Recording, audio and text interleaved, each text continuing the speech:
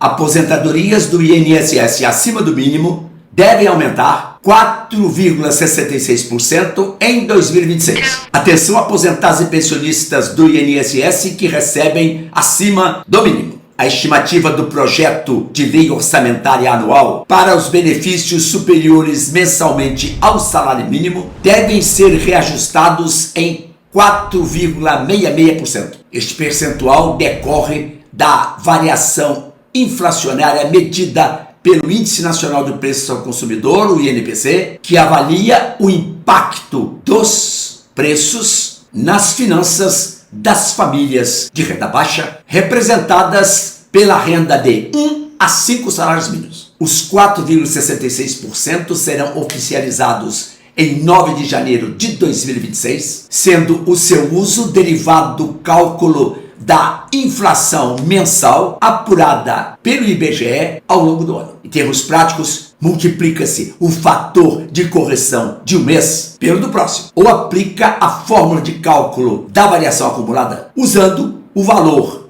do índice do mês inicial e o do mês final. Os benefícios equivalentes ao piso previdenciário serão majorados do mesmo modo que o salário mínimo, o que representa moverem-se dos atuais R$ 1.518 para R$ 1.631, o que representa um aumento de 7,45%. O INPC também é utilizado como base de aumento do teto máximo do INSS, que corresponde ao maior benefício, que com reajuste vai a R$ 8.537,55. Sobre este valor, são pagas as contribuições previdenciárias de quem recebe, inclusive, salários maiores. Ou seja, trata-se do limite máximo sobre o qual incide a alíquota do INSS.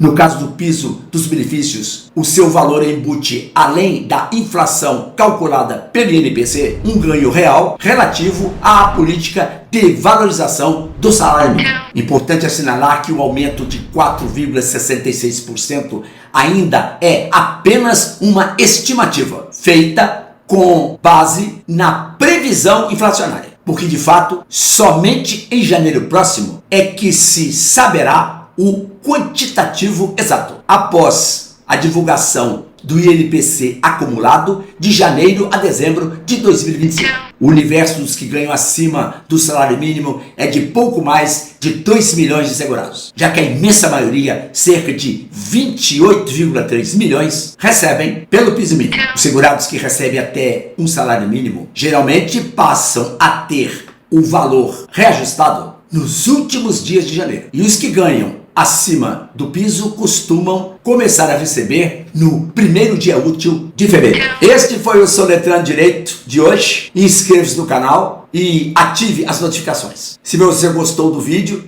deixe o seu like, faça seu comentário aqui embaixo sobre o aumento dos benefícios acima do salário mínimo. Compartilhe o vídeo. Muito grato pela atenção. Fiquem com Deus. Tchau!